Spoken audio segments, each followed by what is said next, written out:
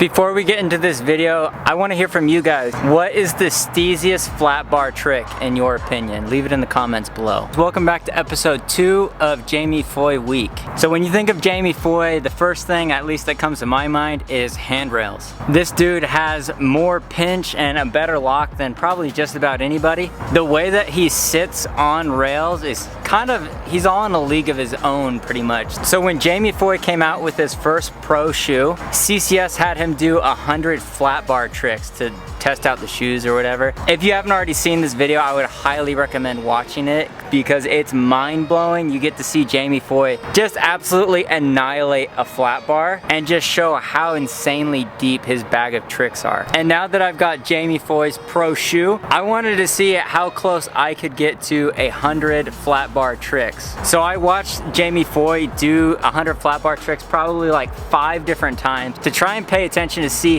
what the secret is to skating a flat bar so comfortably. And I think I came away with a pretty good theory as to why Jamie Foy is so good at just sitting on his tricks. And today we're gonna test that out. If you like these videos, subscribe. If you wanna follow me on Instagram, you can follow me at @TheLocalJoe. Before we get into my theory, we're gonna go ahead and get warmed up for the day. Let's get some clips.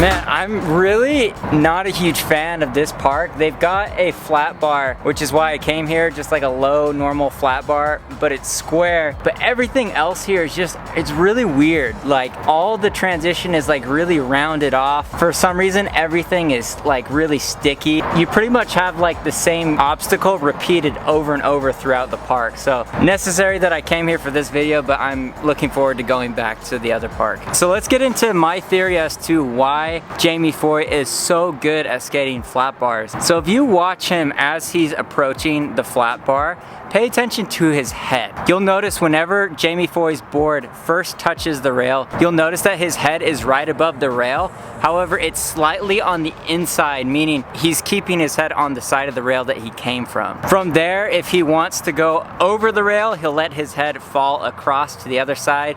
Or if he wants to come out on the side that he came from, he'll keep his head on that side. Or if he just wants to roll over straight, he'll try and get his head directly above the rail. So basically what I'm getting at is when he gets on the rail, his head is always on the inside or on the same side that he came from. However, how much or how little it is on the side that he came from dictates whether he pops over the rail, whether he rides off straight, or comes off on the side that he came from. But basically, he is so good at landing with his head in the right place that his weight is able to sit on top of the rail, and in a lot of cases he has it so dialed that he comes into the rail, and when he lands on the rail, he's so precise with where his head is that all of his sideways momentum dies and he just rides perfectly straight off of the rail. So I think the secret to Jamie Foy's flat bar tricks is just that when he lands on the rail, he keeps his head slightly on the side that he came from to try and kill that sideways momentum, so that way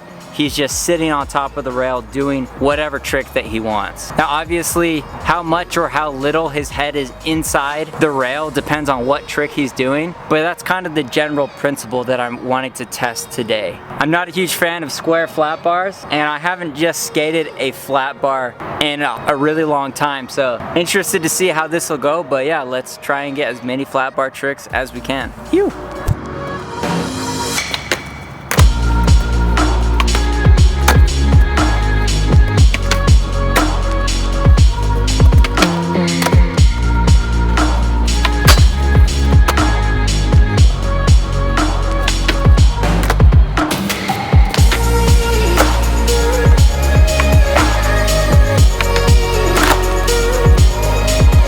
Okay, so that did not go as well as I was hoping. Just feel like my legs weren't quite there and I was having a really hard time adjusting. I think in the end I got like 10 or 11 tricks. So out of the 100 that Jamie Foy did, I'm maybe like 10% of the way there. Typically, I really struggle with 50-50s on this square flat bar. It just doesn't lock the same way as a round rail does, and that always intimidates me. But today, focusing on getting my head, finding the right position for my head above the rail but slightly on the inside, I was actually able to skate this flat bar comfortably as far as just doing 50-50 grinds and holding that lock all the way till the end. So that is the most comfortable I've ever felt on this rail. I tried forever to try and get a 5-0, but I just couldn't get myself to sit back on my back foot, which is, whether it's a ledge or anything, that's always a problem for me. But I am stoked. I feel like these little secrets kind of all build up into being able to skate things with confidence. And sometimes when I'm skating something that's, you know, beyond my limit, I try to think of something to focus on, like where is my head position or my shoulders or something like this. And having something that I know works for Jamie Foy, thinking about that before I try a trick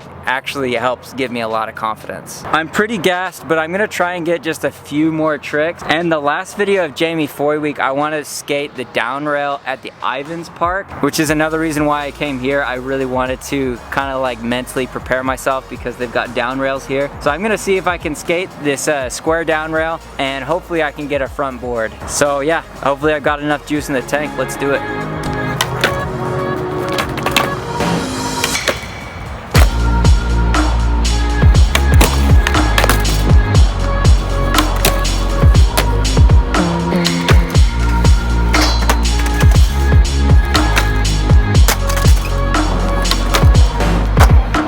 Okay, so quick shoe update. So as far as the wear and tear on the Jamie Foy 306, we're looking pretty solid. Durability wise, I think we're doing great. The only thing though is that it's actually rubbing on my pinky toe. They're just really not the most comfortable shoes. They almost feel like flimsy on the bottom. They feel kind of cheap. And I know it's not cheap, like New Balance makes like quality shoes, but the design of this shoe is to be all about board feel, and so they're just really thin. So I'm kind of enjoying them for what they are rather than dwelling on what they aren't. And they do give me a lot of board feel, but yeah, trying that front board, I was kind of hesitant just because I was scared, and a few times I got in a sticky situation and landed pretty hard on my foot, and yeah, did not feel the best. But all in all, I feel like these shoes have really good board feel and board control, which I'm stoked on, and I'm gonna keep enjoying that through the rest of Jamie Foy week. So if you want to see all the videos that I'm gonna be making this week about Jamie Foy, subscribe. Tomorrow's gonna be how to front crook like Jamie Foy. I'm gonna try and learn front crooks. So that's a video I've been looking forward to making for a while, and hopefully we can get it done. So I will see you guys in the next video. Make every single day a Friday. Like, comment, subscribe, and I'll see you tomorrow. Peace.